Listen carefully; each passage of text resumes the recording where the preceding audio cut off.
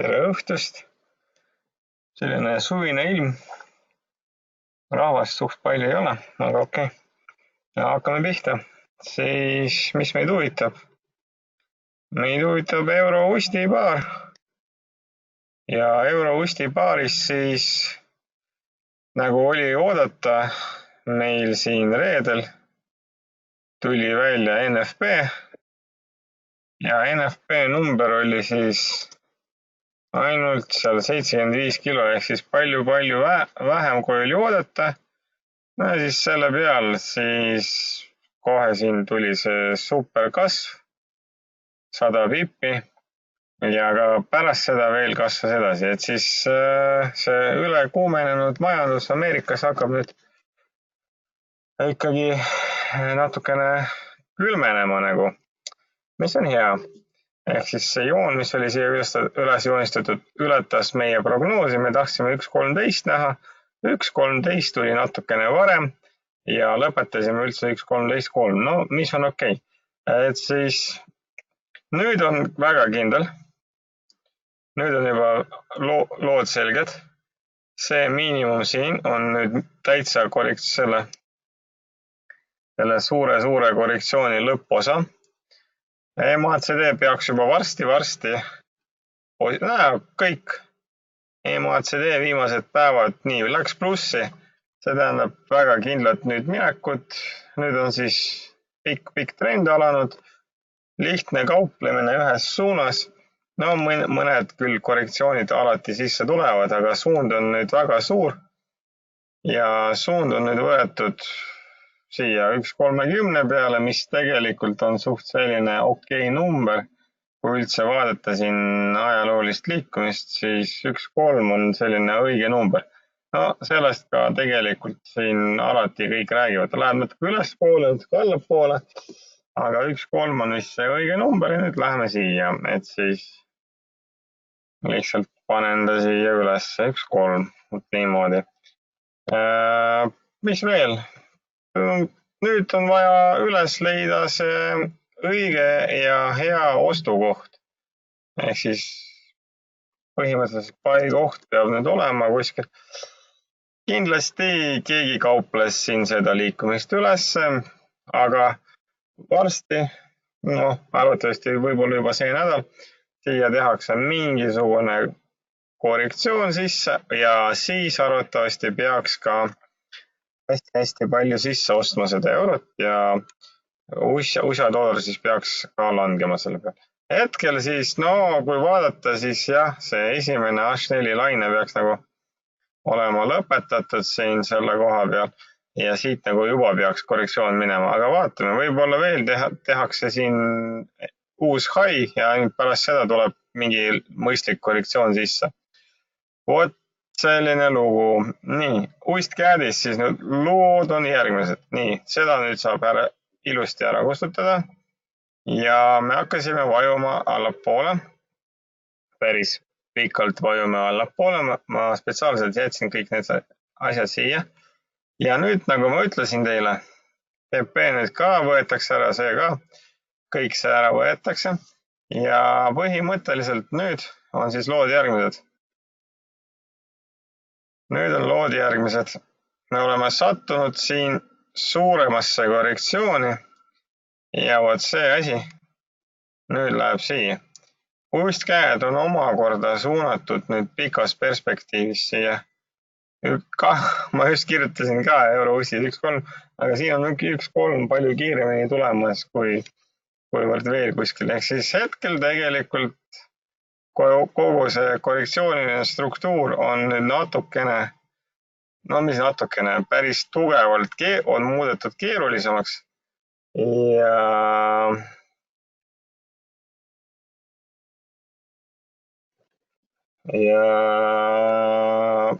ja liigume nüüd alla.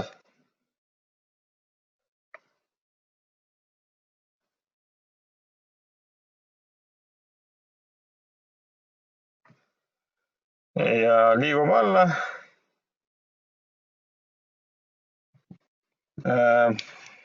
Siin ka igasugused nüansid võivad olla, aga vaatame.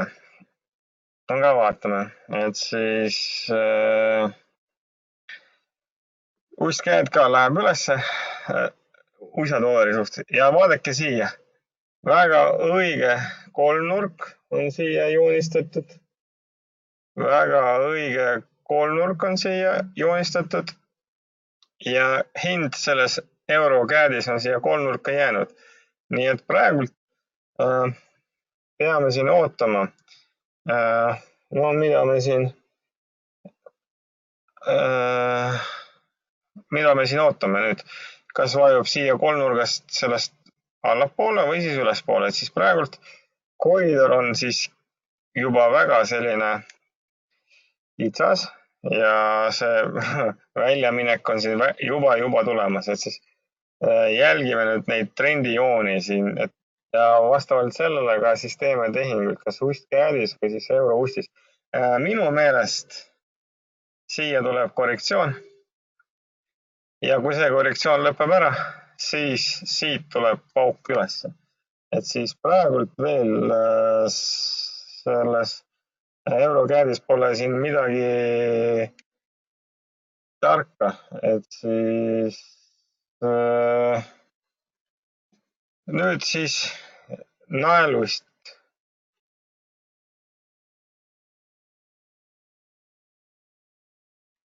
Naelust.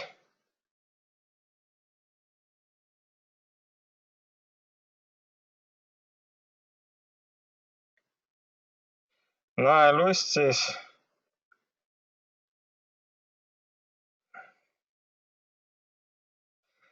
Naelust on siis korrekteerimas ja vot siin naelustis näete, isegi see NFP naelustis eriti palju ei mänginud, natukene, aga mitte eriti palju, nii et naelustis võib siia isegi seda 4. päeva laine ära lõpetada ja siin on vastassuunas, et siis kogu see Theresa May Brexiti jaama, kõik see ei mõju hästi naelale ja nagu te näete, siin seda pausi ei ole tulemas.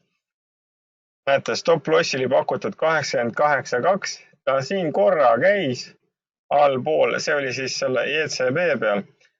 Et siis see oli siis ECB peal. Ja, mitte ECN, vaid ECB peal ja siis läheb ülesse. Ja mis veel? Draghi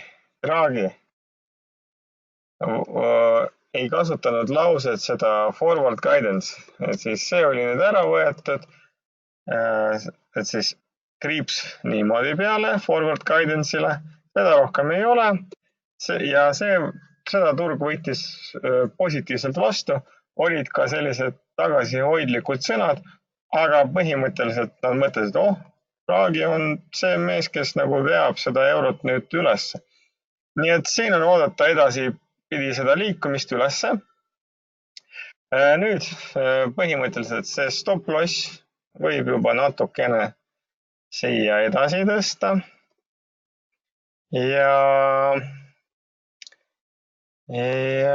nüüd siis vaatame, et siis läheb edasi.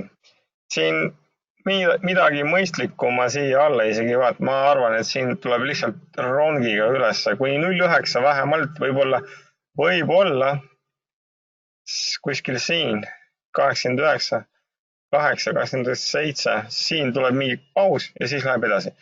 See tähendab ühte asja. See läheb siin lihtsalt vastassuunas ja niimoodi, et siis kellele meeldib nüüd naela nõrgaks mängida, see võib seda ka siin ära kasutada. Vot selline lugu, et siis vaatame.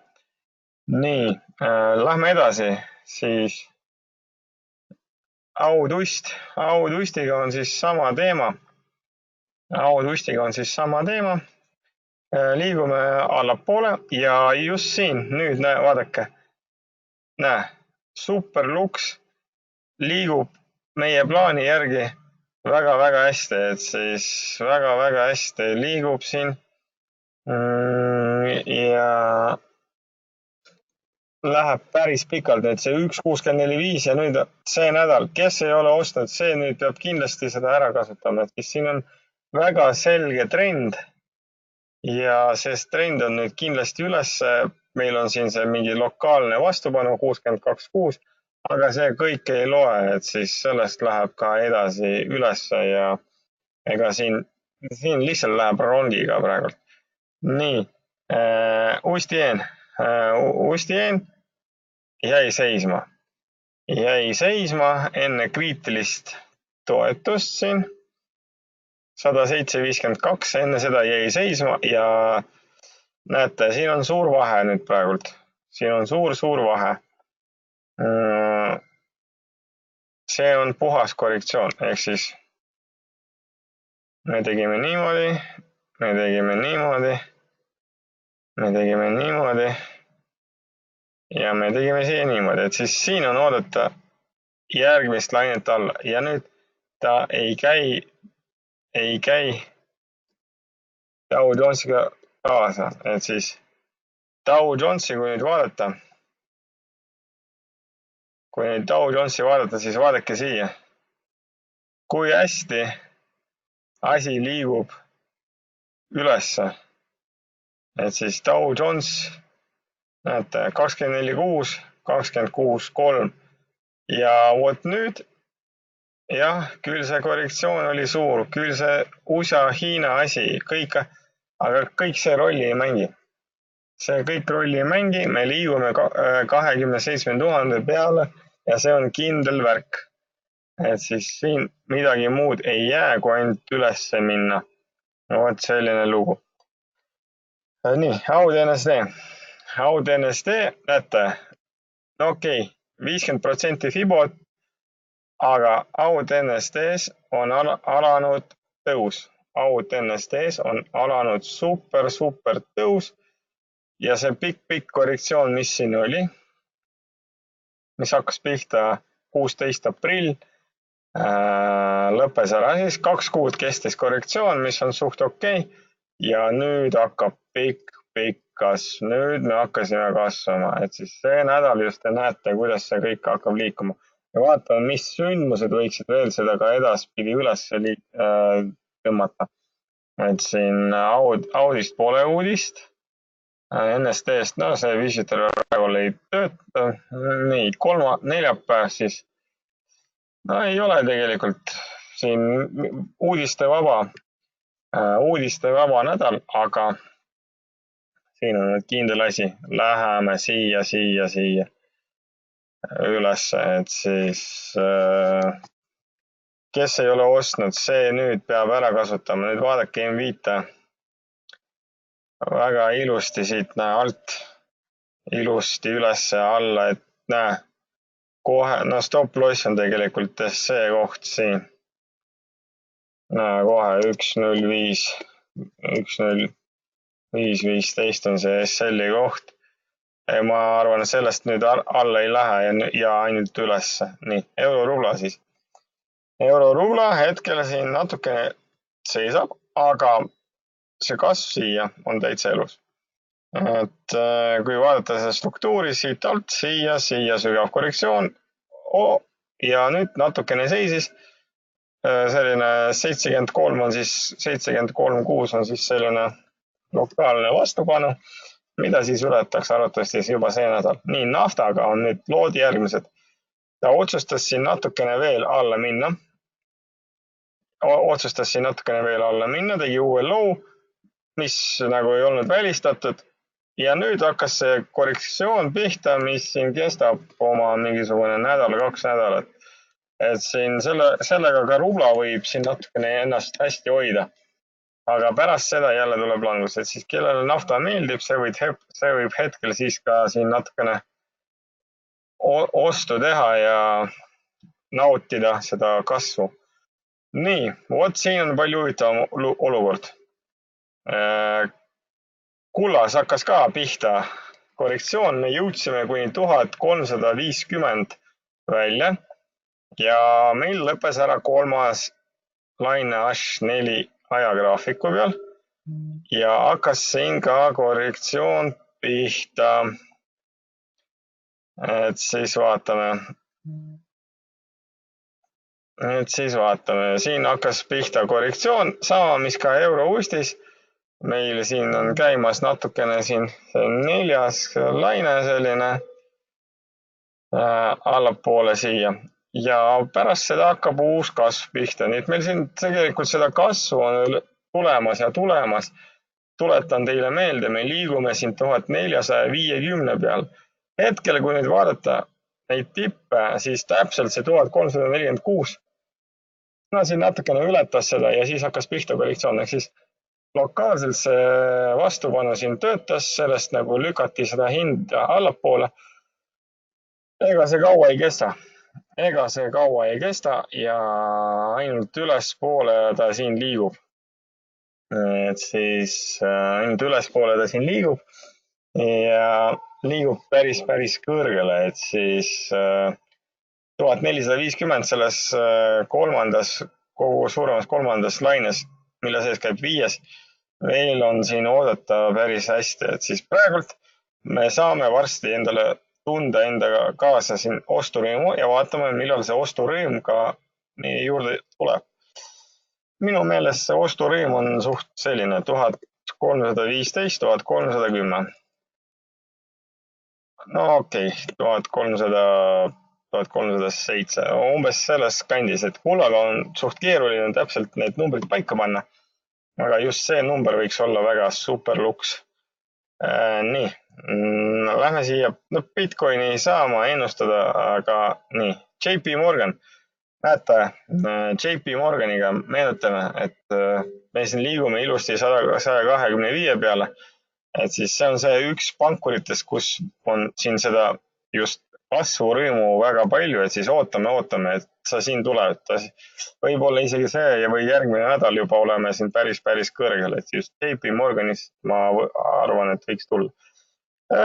Tesla käis meil